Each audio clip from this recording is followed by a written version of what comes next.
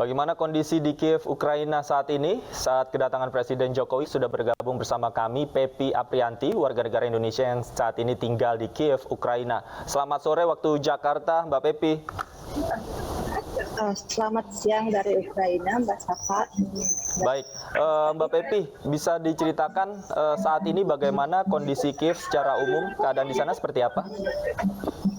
Hari ini cukup terkendali, stabil dari pagi, dari semalam alarm peringatan serangan udara tidak berbunyi, tidak ada serangan, tidak ada rudal dari Rusia mendarat di Kiev, tapi di kota lain di Mykolaiv serangan rudal masih terus terjadi. Seperti itu.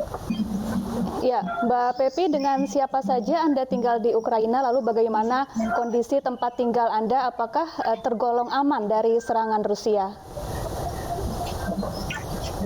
Saya itu sebenarnya tinggal di Kiev dan relokasi saat tanggal 24 Februari saya relokasi ke daerah barat Ukraina dan 2 bulan kemudian saya kembali lagi ke Kiev setelah tentara Rusia berpukul mundur perbatasan keluar Kiev, dan di sini semenjak itu keamanan cukup relatif aman ya, aman karena tidak ada tentara Rusia dan tidak aman karena serangan rudal itu setiap hari itu mengancam. Baik, Mbak Pepi, kalau dengan aktivitas warga di sana sehari-harinya seperti apa? Apakah ada kantor-kantor yang tutup atau seperti apa? Di sini berangsur-angsur kembali normal. Misalnya seperti saat 2 hari yang lalu itu sudah mulai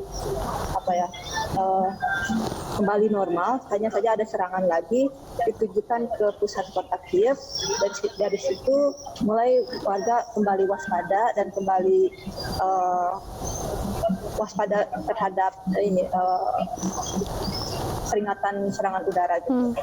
Mereka berlindung setiap mendengar ada bunyi siren, mereka pergi berlindung. Ya. Lalu bagaimana upaya pemerintah Ukraina dalam menjamin keamanan warga negara di sana? Warga negara Indonesia?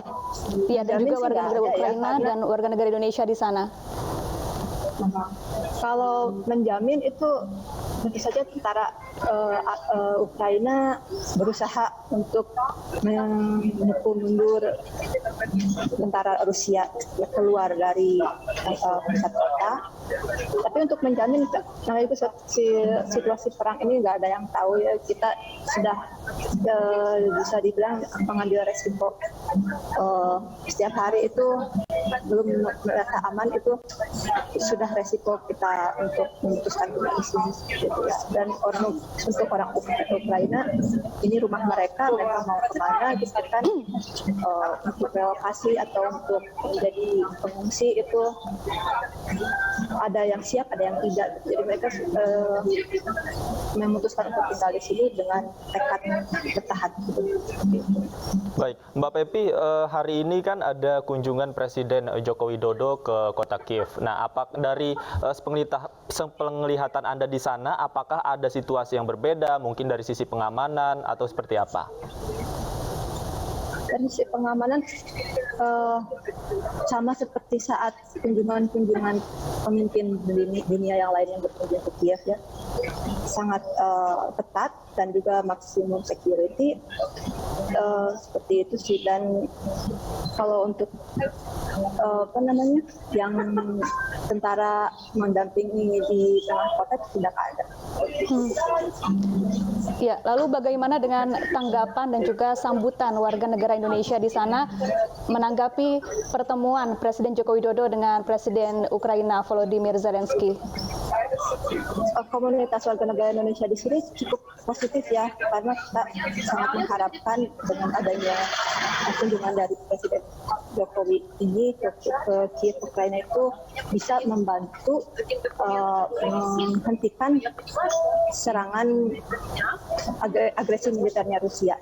Jadi kami cukup positif dan mendukung visi Pak Jokowi.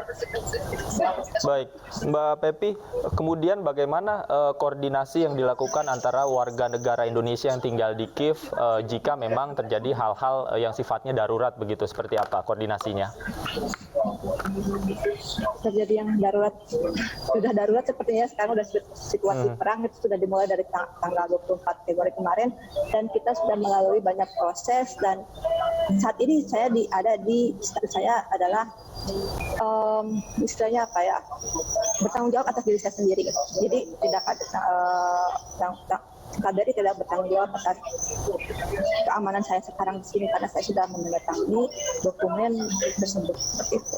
Karena sejak pas awal ya KBRI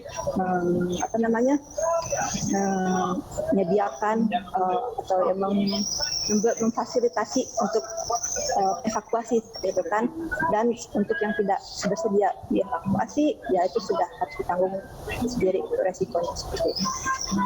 Ya, setelah dari Ukraina, Presiden Jokowi juga akan bertemu dengan Presiden Rusia. Lalu apa harapan warga di sana terhadap pertemuan tersebut? Apakah optimis misi perdamaian ini akan berhasil? Optimis, pesimis, 50-50 sepertinya ya, karena pemimpin dunia sebelumnya juga sudah berusaha untuk menghentikan perang ini, untuk membujuk Presiden Rusia menghentikan agresi militernya, nanti ya tidak ada hasilnya gitu. Dan saya dan warga Indonesia yang lain di sini berharap mungkin dengan posisi Indonesia yang netral dan non-blok, Presiden Rusia mau mendengarkan usulan Presiden Jokowi untuk menghentikan perangnya dan menarik pasukannya keluar dari wilayah Ukraina. Baik. Terima kasih Mbak Pepi Aprianti, warga negara Indonesia di Ukraina. Semoga agresi di Ukraina segera berakhir dan warga dapat hidup dengan aman dan tentram.